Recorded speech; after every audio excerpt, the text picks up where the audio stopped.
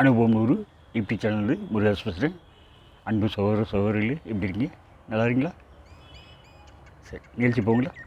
இன்றைய எபிசோடில் நம்ம பார்க்க போகிறது புரட்சித் தலைவர் எம்ஜிஆர், தளபதி விஜய், இரு முதலமைச்சர்கள் ஒரு அரசியல் சார்பற்ற ஒப்பீடு. சரிங்களா? நான் சிறு பிள்ளையாக இருக்கும்போது விவரம் தெரிஞ்சது இதை ரொம்ப அட்ராக்ட் பண்ண முதல் படம் நானாயிட்டால். நானாயிட்டால் அந்த அர்த்தம்லாம் என்னென்னு தெரியாது, ஒன்றும் தெரியாது. ஆனால் பிடிச்சிட்டு கையில் சவுக்கு எடுத்துகிட்டு வீசுவார் இல்லையா, அது மட்டும்தான் ஞாபகம் இருக்குது.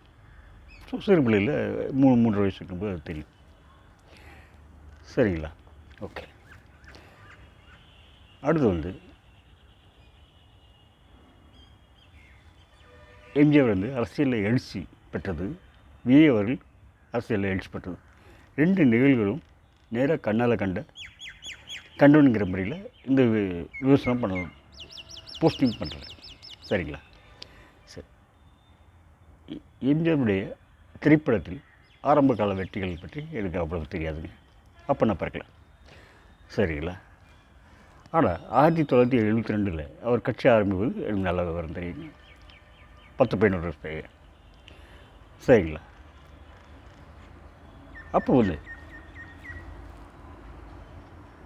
அவர் கட்சி தொடங்கும்போது நடிகர்கள் நாடாள முடியுமா அப்படின்னு ஒரு கேள்வி வச்சாங்க.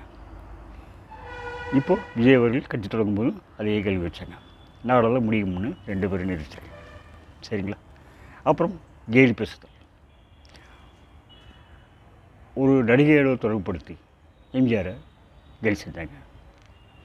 அதே மாதிரி விஜய் அவர்களையும் ஒரு நடிகையோடு தொடர்புபடுத்தி கேலி பேசினாங்க. சரிங்களா? 2 அவருடைய எம்ஜிஆருடைய ரசிகர்களை விசில் அடித்தான் குஞ்சுகள் அப்படின்ட்டு கேலி செஞ்சாங்க. விஜய் அவர்களுடைய ரசிகர்களை தற்கூரிகள் என்று கேலி செஞ்சாங்க. சரிங்களா? அடுத்து எம்ஜிஆர் அவர்கள் தன்னுடைய திரைப்படத்தில் வந்த பாடல்களை வரிகள் போல வாழ்ந்து காட்டினார்.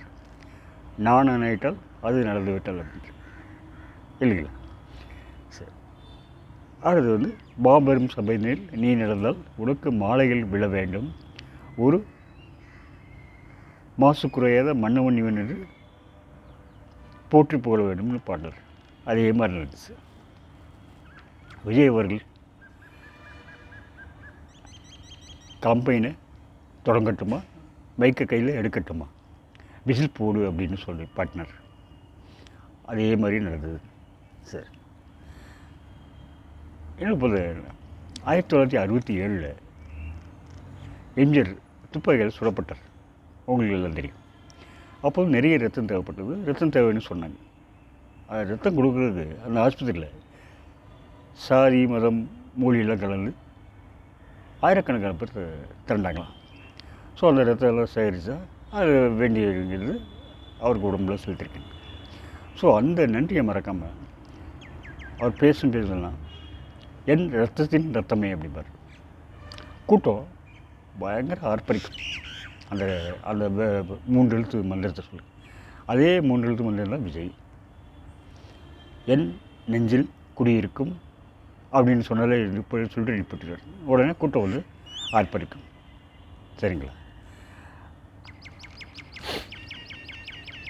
அடுத்து மக்கள் இவங்க 2 பேர் பெற்ற வெற்றிகளை தேர்தல் வெற்றிகளை தன்னுடைய வெற்றியாகவே பவிச்சு கொண்டாடினாங்க. சரி, அடுத்து ஓட்டுக்கு பணம். எம்ஜிஆர் காலத்தில் தான் ஓட்டுக்கு பணம் கொடுக்குறதுங்கிறது இதாக இல்லைங்க, பரவாயில்ல இல்லை. சொந்த செல்வாக்கை வச்சு தான் வென்றிருக்கார். அந்த ஓட்டுக்கு பணம் கொடுக்குற, இவ்வளோ 1000 கொடுக்குற காலத்திலலாம் பின்னாடியில் வந்தது. ஆனால் ஓட்டுக்கு எந்த பணமும் கொடுக்காம இப்போது அந்த சாதனையை பண்ணியிருக்கார் விஜய் அவர்கள். சரிங்களா? அடுத்து என்னென்ன, தேர்தல் பிரச்சாரத்துக்கு இல்லாமல் வெற்றி பெறது. எம்ஜிஆர் அவர்கள் 1984 தேர்தல் அப்போ அமெரிக்காவில் புருக்லின்கிற நகரத்தில் மருத்துவ சிகிச்சையில் இருந்தார். அங்கேருந்து தேர்தலில் வேட்புமனு தாக்கல் செய்து தேர்தல் நின்றார். தலைவா, நீ ஒழுங்கு சும்மாவிட்டு வீட்டுக்கு தலைவா, மற்றெல்லாம் நாங்கள் பார்த்துக்குறோன்னு அவங்க ரசிகர்களே எல்லாம் ஆர்கனைஸ் பண்ணி அவங்களை ஜெயிச்சு வச்சார். அந்த முதலமைச்சர் பதவி கூட சில மாதங்கள் கழித்து தான் அமெரிக்காவிலேருந்து தமிழை ஏற்றுக்கிட்டாருங்க. அப்புறம் அவர் காலம் வர வரைக்கும் ஒரு 2-3 வருஷம் முடியும் வயது காரணனால சரியாக நிர்வாகம் பண்ண முடியல. இருந்தாலும் மக்கள் அமைதியாக இருந்தாங்க. அதே மாதிரி தான் விஜயோ சில காரணங்களுக்கு ஃபுல்லாக 234 தொகுதிக்கும் போக முடியல. இருந்தாலும் ரசிகர்கள் எல்லா வேலையும் செஞ்சாங்க. பூத் அமைக்கிறதுலேருந்து கவுண்டிங்கில் பார்க்குறது முடியும் எல்லாமே பண்ணாங்க. நீ கவலைப்படாத அப்படிங்கிற மாதிரி அதே டோனில் சொன்னாங்க. ஸோ 100க்கும் மேற்பட்ட இடங்களில் ஜெயிச்சிட்டார். இன்னொன்று எம்ஜிஆர் அவர்களுக்கும் புரட்சித் தலைவர்களுக்கும்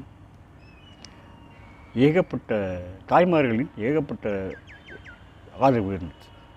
விஜய் அவர்களுக்கும் அதே மாதிரி தாய்மார்களின் ஆதரவு இருக்கு. சரிங்களா? அரசியல் பாடம்.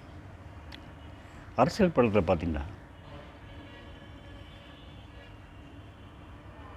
எம்ஜிஆர் அவர்கள் புரட்சித் தலைவர் எம்ஜிஆர் அவர்கள் ஒரு 25 வருட காலம் ஒரு கட்சியிலேருந்து எல்லாத்தையும் கற்றுக்கிட்டு அப்புறம் தனி கட்சியை தொடங்கி வெற்றி பெற்றாருங்க, முதலமைச்சர் பதவி அமர்ந்து. ஆனால் விஜய் கட்சி தொடங்கி எந்த அரசியல் கட்சியும் சேரலைங்க. தனியாக கட்சி தொடங்கி வெற்றி பெற்று முதலமைச்சர் இல்லைங்களா? ஆனால் அவர் பெரும்பான்மை பெறனால ஒவ்வொரு கட்சிகளை அலுவலகம் செஞ்சு நாள் பட்டப்பாடு அவர் அரசியல்னா என்னென்னு நல்லா புரிஞ்சு கற்றுக்கிட்டு இருப்பார் அப்படிங்கிற நம்பிக்கை இருக்குது எனக்கு.